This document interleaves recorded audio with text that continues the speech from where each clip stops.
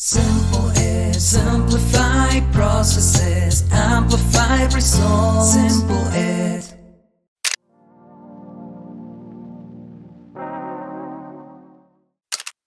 Welcome everyone, and if you have any questions, you can always write to Arlene or me, and we'll be happy to connect you with Dr. Noah or connect you with any other resources that you might need. But before we move any further, I want to first of all define SIO, right? What is an SIO, which stands for Senior International Officer? And I know there are people from around the world that are going to be watching it. Some people specifically from India, right? In India, we typically don't use the term SIO. So let's not really focus on the term. It's used in different ways around the world. But the idea is the person leading all the international initiatives on campus. And I'm sure Dr. Noah will talk more about it and educate us more on this specific topic. And I'm so happy to learn a little bit about his journey, because I came to United States as an undergraduate international student myself and immediately fell in love with the field. I worked as an international student orientation leader. I was a president of multiple international student clubs, going on to work for several universities before I founded SimpleNet. So wherever you are currently in your journey, I think this is a great field, very rewarding, very fulfilling. And so I think the topic for today's session is really interesting. So please, the only request I have is let's not get stuck on the terminology, because it differs from country to country. But the idea is, how do you become a leader in this space that's really focused on making the campus curriculum and students' experience as international as we possibly can. So with that being said, I would pass it on to Dr. Noah, who brings a wealth of experience to the table and years of practical experience. I do appreciate, Yasser, your comment there about SIO. It also means, even in the US, it means very different things. It could be a faculty member who is an SIO, who's overseeing an international strategy, academic strategy for an institution. It could be someone in an international office, or someone who's part of the academic leadership of a college. A little bit about my background. I grew up in rural northern New Hampshire. I came from a town of around 7,000 people. So most people would consider that a very small town. My parents, in the late 1960s or the mid 1960s, decided that they both were from around New York City, both from New Jersey, not far from New York City. And I think when my mom had met my dad, he was looking at law school at Rutgers University, and they had one pathway they could choose, and they decided to take a different pathway and moved up to northern New England. I will say that from an early age, international experience had a huge impact on my life. I was lucky, I think at age 10, my parents, we drove from New Hampshire to Florida and went and stayed in a campground and went to Disney World for a couple days. And then from there, we went on to a trip in Mexico for a couple weeks. And when we were in Mexico, we visited a location called Chichen Itza, which is a Mayan ruin site. And that's the site where they have pyramids and artifacts from the Mayan culture in Mesoamerica and Mexico. And when I was at that site, the first thing I did was, when I saw one of the pyramids, I ran up the stairs of the pyramid and stood at the top of the pyramid and looked around and said to my mom, "This is much better than Disney World." So for some reason, I just knew, that I wanted to do something globally focused, even at that young age.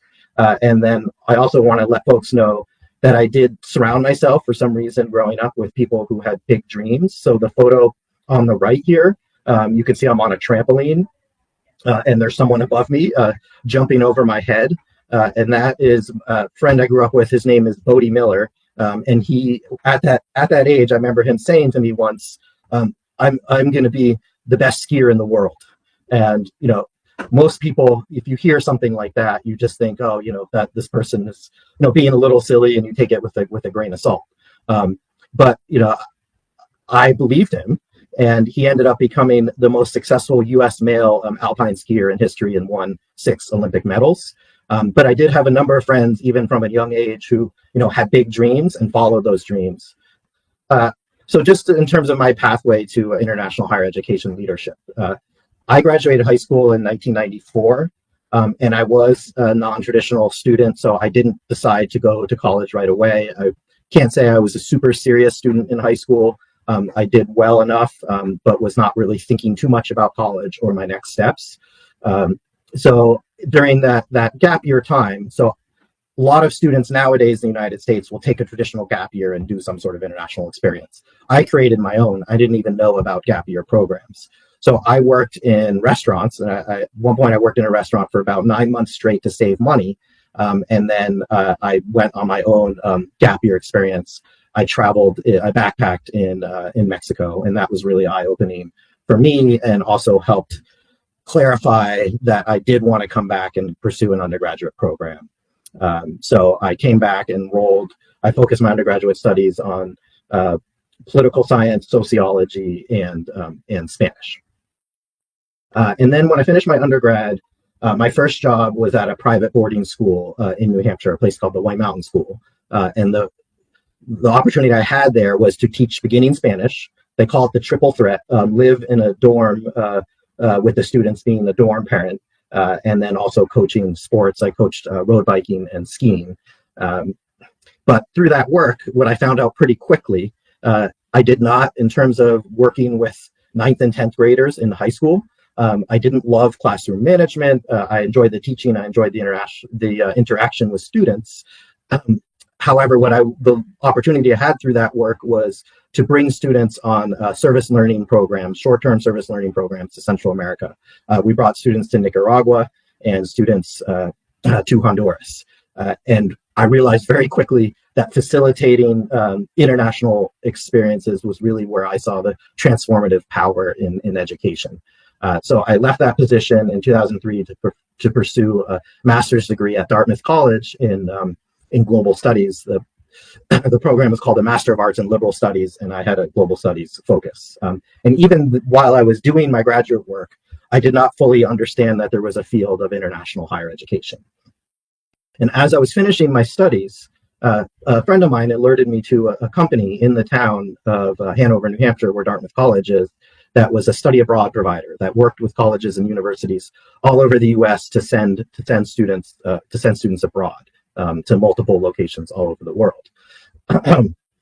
And so the way I was able to get my first IHE job was walking in there one day as I was completing my graduate studies, and just walking into their small office and looking around and saying, "I want to work here. What can I do to get a job here?" And sometimes serendipity, I think, follows us in our careers. But the founder of the company happened to be sitting there that day, and he said, "That's so funny. Your timing is interesting because we were just talking about posting a position." So I started there, and that was for 2 years. And I think this is my first piece of advice today for people aspiring for SIO roles. Certainly advocate, find where you want to work and advocate for yourself. But also the quote would be, "Go small to go big." So this was a small organization, but I really got to understand the inner workings of every part of it, from the finance to student recruitment to student support services and working with overseas partners. Because we were small, we got to do a little bit of everything.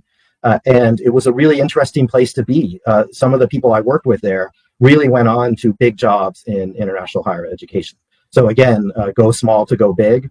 One person who was working there is now the deputy director at Dartmouth College. Another person has a senior role at Stanford University in California. Another person I worked with went on to Brown University, and he's now retired. But certainly when you have that experience at a small place and learn how to do everything, have a learning mindset, you can really open doors for yourself for your future. From there, I went on. I started as a study abroad coordinator at a college in Burlington, Vermont. And so for the next 12 years, I spent time at that institution and had a very clear career progression at that institution, starting as a study abroad coordinator, moving to an assistant director of study abroad, then study abroad director, then director of international education, and senior director of international education. And the provost sat me down about 2 years before the pandemic and gave me the SIO title. Also, I think during that work, we can't just rest on our laurels and get lazy. I think it's really important to keep a learning mindset and soak up as much as you can. So I talked about the career progression there. We were able to be ranked number 12 in the country in terms of percentage of students studying abroad. So we got some national recognition. We also won the high school award, which is a big award in international education, and that was for global engagement. I was lucky to have the University of Vermont right up the road for me, and I enrolled in an EDD program. That's a doctoral program in educational leadership and policy studies. I completed my EDD while I was there. And then the pandemic happened. And that really kind of changed things for me. Suddenly, we had hundreds of students abroad every year, and suddenly we had no students. So I was given an opportunity to either remain at the college and transition to a slightly different role, or move on. And I decided it was an opportunity to move on. I really had a career sort of reevaluation at that time as well. Do I want to stay in international education? Do I want to do something else? And I ended up moving over to an international development nonprofit that focused on implementing U.S. State Department grants all over the world, and specifically in the former Soviet countries. So as I was working in the first 6 months of that work, the war in Ukraine happened, and that also sort of changed how we were doing things. And to me, it was almost like a second COVID. It was another big thing that uprooted everything that we were doing. And I really liked the international development work and the people I was working with, but it also became clear to me that I wanted to go back to higher education. And so I was given the opportunity in January 2023 to be the SIO at Hartwick College in Oneonta, New York. And I've been there ever since. And one of the things that I learned even early on when I took that gap year, that sometimes it's not the easiest thing to articulate, but I would say it's street smarts. Learning, when I was traveling internationally on my own, people trying to hustle me for money, people, even pickpockets and things like that. But learning some sort of street smarts, I think, has helped me in my future career to, when I'm meeting people and engaging with international partners, really understand what do they want out of this partnership and out of this relationship, and just being eyes wide open, as we navigate our work.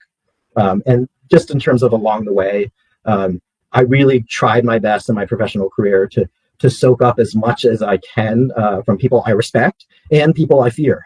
Maybe people who I respect in terms of being a really hard worker, but I also, they could be intimidating.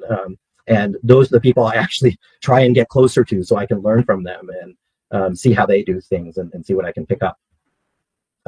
I do have some small sayings that I always come back to when I'm working. And one of them is, this is an opportunity for further advancement. And that was my friend and former colleague, Ned Quigley, who was now at Brown University, but retired. And the opportunity for further advancement for me is every time we make a mistake, we get tripped up. We don't look at that as, oh, what went wrong? And that was a bad thing. But how did we learn from this situation, and how do we do better in the future? A former associate provost that I worked with, she liked to use the term, and I live by this term, or by this saying, students first, always. So every time I'm trying to evaluate a situation or scenario, I think my office runs outbound study abroad programs and works with incoming international students. I always try and put the student at the center of any decision we make, and is this decision good for students? Will it help them have a more successful experience? Next quote, and this actually really isn't a quote, but it's an observation, and that was persistence, and that persistence is critical. So a former director of a Montreal campus that I used to oversee in my previous higher ed job, she had some strong ideas about things that she wanted to move forward that helped us reach our goals, our internationalization goals. And often there would be people higher up in the institution who would say, no, we can't do that. Or an office who would say, no, we can't do that. But she didn't give up. She continuously took every opportunity she could to bring these things back to the forefront, to bring the questions back up. And eventually, at some point, you'd see a crack where people would say, you know what, yeah, we can entertain that idea. Maybe that's something that we can consider. So I would say if you don't take no for an answer, if you believe really strongly in something, continue to try and move it forward. We're not going to have success all the time, but we shouldn't give up on the first speed bump we get along the way. Another quote I love is, "Don't let the perfect be the enemy of the good." And this is a former college president that I worked with. But to me, this is so critical. I've seen so many people professionally that they want to do everything just right and have everything be perfect. And what happens is we can get stuck in trying to make something perfect and never move it forward. And so we have to start somewhere. And it's the same thing if you're writing a dissertation, or if you're trying to be a senior leader. Let's start moving the needle, and then and have a continuous improvement mindset where we can tweak and make things better. But let's not get stuck in the idea of trying to make something perfect the first time around. I really believe strongly that there's no one path to becoming a senior international officer.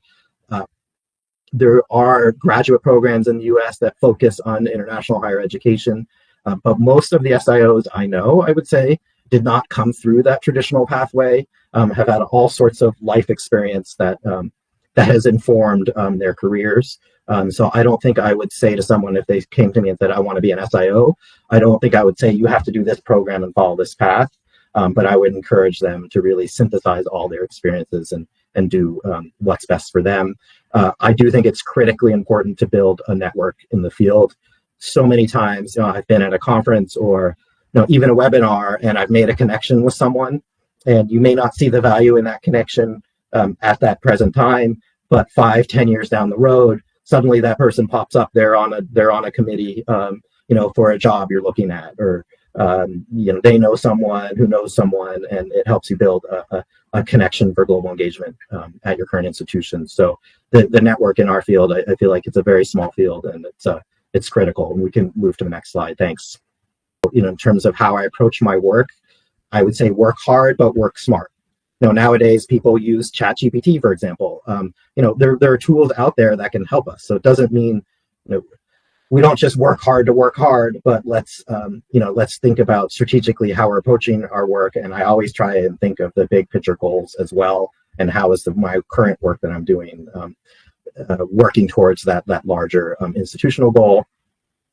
Certainly demonstrate you're willing to do what it takes to help an organization or institution achieve its goals. And I'm not saying jeopardize your own values. If you have strong morals, integrity, and values, don't jeopardize those values, but certainly show the institution you are willing to roll up your sleeves and do the work, because the work's not going to get done for you. You really need to be part of the solution. I mentioned the big picture before.